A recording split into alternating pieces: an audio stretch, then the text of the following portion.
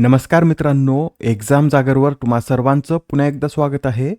मित्रांनो, आजच्या चालू घडामोडीच्या सत्रात आपण नुकत्याच घडलेल्या घटनांवर आधारित MCQची प्रॅक्टिस करणार आहोत.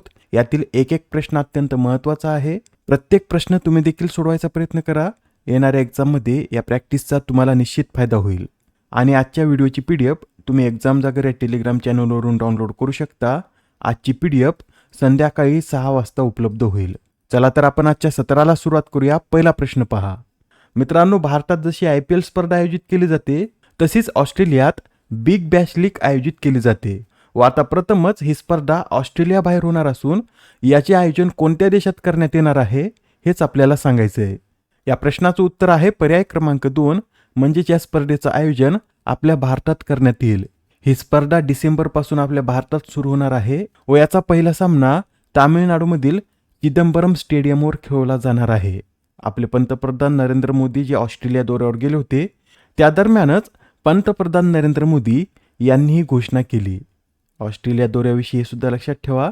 भारत आणि ऑस्ट्रेलिया या देशादरम्यान एकूण किती करार करण्यात आले, तर या दौऱ्यादरम्यान दोन्ही देशात एकूण 18 करार करण्यात आले. यात एका अणुकराराचा देखील समावेश आहे. Next question. नुकत्याच पार पडलेल्या विम्बल्डन महिला एकेरीचं विजेतेपद कोणी पटकावले?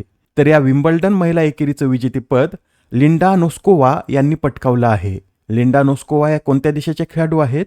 तर लिंडा नोस्कोवा या चेक प्रजासत्ताक देशाच्या खेळाडू असून त्यांनी अंतिम सामन्यात आपल्याच देशाच्या कॅरोलिना मुचोवा यांना हरवत या स्पर्धेचं विजेतेपद पटकावलं आहे.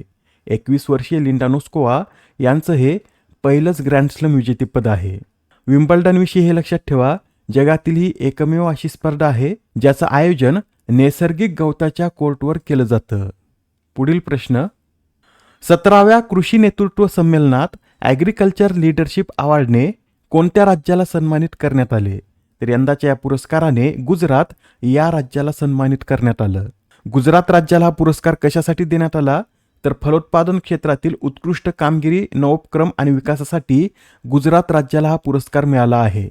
केंद्रीय संरक्षण मंत्री राजनाथ सिंह व राजस्थानचे राज्यपाल हरिभाऊ बागडे यांच्या हस्ते हा पुरस्कार प्रदान करण्यात आला. मित्रांनो, ॲग्रिकल्चर लीडरशिप अवॉर्ड हा 2008 पासून ॲग्रिकल्चर टुडे ग्रुपतर्फे दिला जातो. आता हा प्रश्न पहा काय म्हणतो. आशियाई टेनिस महासंघाचे खेळाडू सदिच्छा दूत म्हणून कोणाची नियुक्ती करण्यात आली? तर आता आशियाई टेनिस महासंघाचे खेळाडू सदिच्छा दूत हे भारताचे लिएंडर पेस बनले आहेत. आता लिएंडर पेस आशियातील तळागाळापर्यंत टेनिस पोहोचवण्याचं कार्य करतील. लिएंडर पेस यांच्याविषयी लक्षात ठेवा. लिएंडर पेस यांनी आपल्या 30 वर्षाच्या कारकिर्दीत 18 ग्रँडस्लॅम स्पर्धा जिंकल्या आहेत. त्यात 8 पुरुष दुहेरी तर 10 मिश्र दुहेरी किताबांचा समावेश होता. सन 1996च्या अटलांटा ऑलिम्पिकमध्ये पेस यांनी टेनिस प्रकारात कांस्य पदक जिंकून इतिहास रचला होता. ते KD जोशी यांच्यानंतर वैयक्तिक ऑलिम्पिक पदक जिंकणारे दुसरे भारतीय ठरले. डेव्हिस कप स्पर्धेच्या इतिहासात सुद्धा त्यांनी सर्वाधिक 43 दुहेरी सामने जिंकण्याचा विक्रम केलेला आहे. त्यांना भारत सरकारतर्फे 1990 मध्ये अर्जुन पुरस्कार, 1996-97 मध्ये मेजर ध्यानचंद खेलरत्न, 2001 मध्ये पद्मश्री तर 2014 मध्ये पद्मभूषण पुरस्काराने सन्मानित करण्यात आलं होतं. Next question. मित्रांनो, आता 11 जुलै रोजी INS महेंद्रगिरी हे जहाज भारतीय नौदलात सामील करण्यात आलं. तर हे जहाज कोणत्या प्रोजेक्ट अंतर्गत विकसित करण्यात आले हेच आपल्याला सांगायचं आहे. तर हे INS महेंद्रगिरी जहाज प्रोजेक्ट 17A अंतर्गत तयार करण्यात आलं. प्रोजेक्ट 17A अंतर्गत 7 जहाजांची निर्मिती करण्यात येत असून यातील 6व्या क्रमांकाचं जहाज आहे. या जहाजाचं डिझाईन वॉरशिप डिझाईन ब्युरोद्वारे करण्यात आलं असून याची निर्मिती कोणत्या शिपयार्डनं केली असं जर विचारलं तर माझगाव डॉक शिपयार्ड लिमिटेडने या जहाजाची निर्मिती केली आहे. या जहाजाला महेंद्रगिरी हे नाव पूर्व घाटातील महेंद्रगिरी या पर्वतरांगेवरून ठेवण्यात आलं आहे. व या महेंद्रगिरी जहाजाचं वैशिष्ट्य म्हणजे हे जहाज डिझेल किंवा गॅसवर चालू शकते. याची लांबी 149 मीटर इतकी असून याची विस्थापन क्षमता ही 6670 टन इतकी आहे.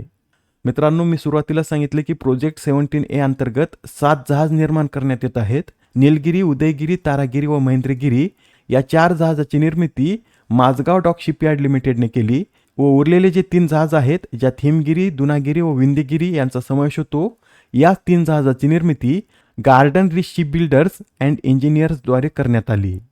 आता हे निधन वार्ता पहा.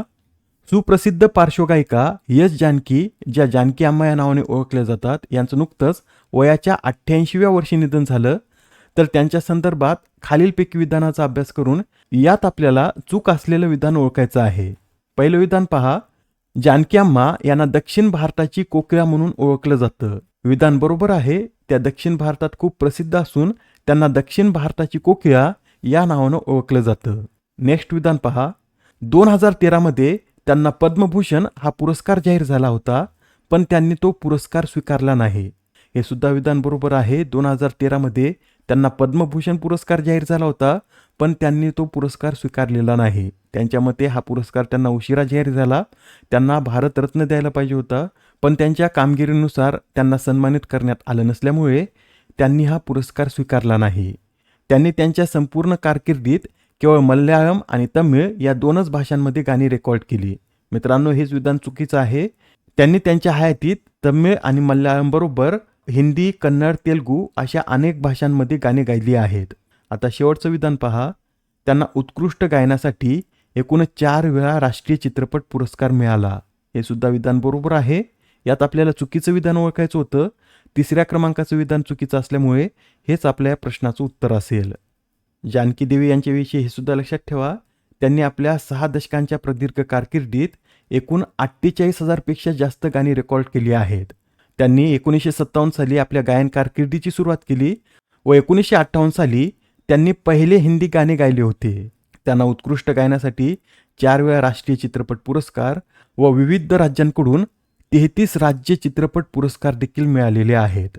आता ही नियुक्ती पहा. अलीकडेच राष्ट्रीय गुन्हे नोंदणी ब्युरोचे संचालक म्हणून कोणाची नियुक्ती करण्यात आली? तर आता राष्ट्रीय गुन्हे नोंदणी ब्युरोचे नवीन संचालक हे अमित गर्ग बनले आहेत. अमित गर्ग हे वरिष्ठ IPS अधिकारी असून ते आता या पदावर 31 ऑक्टोबर 2027 पर्यंत कार्य करतील. याआधी ते हैदराबाद येथील सरदार वल्लभभाई पटेल राष्ट्रीय पोलीस अकादमीचे संचालक म्हणून कार्यरत होते. Next question. अलीकडे चर्चेत असलेले होकाटो होतेजे सेमा हे कोणत्या खेळाशी संबंधित आहेत? तर हे जे होकाटो होतोजे सेमा आहेत हे शॉर्टपुट या खेळाशी संबंधित आहेत. बरं, सध्या ती चर्चेत का आलेत? तर त्यांनी जागतिक पॅरा ॲथलेटिक्स शॉर्टपुट F57 क्रमवारीत अव्वल स्थान पटकावल्यामुळे सध्या ते चर्चेत आहेत. भारतीय लष्कराच्या 9 आसाम रायफलचे सुभेदार म्हणून कार्यरत आहेत व त्यांनी याआधी 2024च्या पॅरिस ऑलिम्पिकमध्ये कांस्य पदक देखील पटकावलं होतं. लक्षात ठेवा, होकाटो होतेजे सेमा हे आता शॉर्टपुट F57 स्पर्धेत अव्वल क्रमांकावर आहेत. Next question. 8व्या खेलो इंडिया युथ गेम्सचं आयोजन कोणत्या राज्यात करण्यात येईल? तर हे जे 8वे खेलो इंडिया युथ गेम्स आहेत याचं आयोजन तेलंगणा या राज्यात करण्यात येणार आहे. तेलंगणामध्ये या स्पर्धा कधी पार पडतील? तर नोव्हेंबर 2026 पासून या स्पर्धाचं आयोजन तेलंगणामध्ये करण्यात येईल. आजच्या सत्रामधील शेवटचा प्रश्न पहा. दरवर्षी मलाला दिवस कधी साजरा केला जातो? तर हा जो मलाला दिवस आहे हा दरवर्षी 12 जुलै रोजी साजरा केला जातो. मित्रांनो, एक्झाममध्ये हा दिवस बऱ्याच वेळा विचारण्यात आला आहे, त्यासाठी लक्षात ठेवा 12 जुलै हा मलाला दिवस म्हणून साजरा केला जातो. युसुफजाई मलाला यांना वयाच्या 17व्या वर्षी नोबेल शांतता पुरस्कार मिळाला होता व हा पुरस्कार मिळवणाऱ्या त्या जगातील सर्वात तरुण व्यक्ती आहेत. काय वन लाईनर पाहून घ्या. जगातील सर्वात जुने वडाचे झाड भारतातील कोणत्या राज्यात आढळले? तर आता जगातील सर्वात जुने वडाचं झाड हे बिहार या राज्यात आढळलं आहे. हे वडाचं झाड 700 वर्ष जुनं आहे. जयप्रकाश नारायण सार्वजनिक ग्रंथालयाचं उद्घाटन कोठे करण्यात आले? तर आता जयप्रकाश नारायण सार्वजनिक ग्रंथालयाचं उद्घाटन हे दिल्ली येथे करण्यात आलं असून याचं उद्घाटन कोणाच्या हस्ते करण्यात आलं? तर अमित शहा यांच्या हस्ते याचं उद्घाटन करण्यात आलं. बरं मित्रांनो, भारतातील पहिल्या हाय अल्टिट्यूड पुष्प शेतीची पायाभरणी कोठे करण्यात आली? तर याची पायाभरणी लडाखमधील लेह या शहरात करण्यात आली. लडाखचे राज्यपाल विनय कुमार सक्सेना यांच्या हस्ते अलीकडेच याची पायाभरणी करण्यात आली. तर लक्षात ठेवा, भारतातील पहिल्या उच्च उंचीवरील पुष्प शेतीची पायाभरणी लडाखमधील लेह येथे करण्यात आली. व अलीकडे जो हुरुन ग्लोबल युनिकॉर्न इंडेक्स प्रकाशित करण्यात आला त्यात आपला भारत कितव्या स्थानी आहे?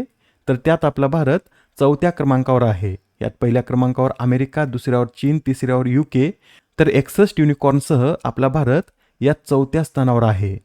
या आधीच्या सत्रात तुमच्यासाठीचा प्रश्न होता, कोणत्या कंपनीने आठवड्यातून एकदा घ्यायचे जगातील पहिले विकली बेसल इन्सुलिन लॉन्च केले? या प्रश्नाचं उत्तर आहे पर्याय क्रमांक 1 म्हणजेच नोव्हो नॉर्डिक्स या कंपनीने हे जगातील पहिलं आठवड्यातून एकदा घ्यायचं बेसल इन्सुलिन लॉन्च केलं. व कोणत्या देशात याचं लॉन्चिंग करण्यात आलं असं जर विचारलं तर आपल्या भारतातच याचं लॉन्चिंग करण्यात आलेलं आहे. आजच्या सत्रामधील तुमच्यासाठीचा प्रश्न पहा. नुकत्याच प्रसिद्ध झालेल्या हॅपी सिटी इंडेक्स 2026 मध्ये कोणतं शहर हे भारतातील सर्वात आनंदी शहर ठरलं? आता या प्रश्नाचं उत्तर कमेंटमध्ये देण्याचा प्रयत्न करा.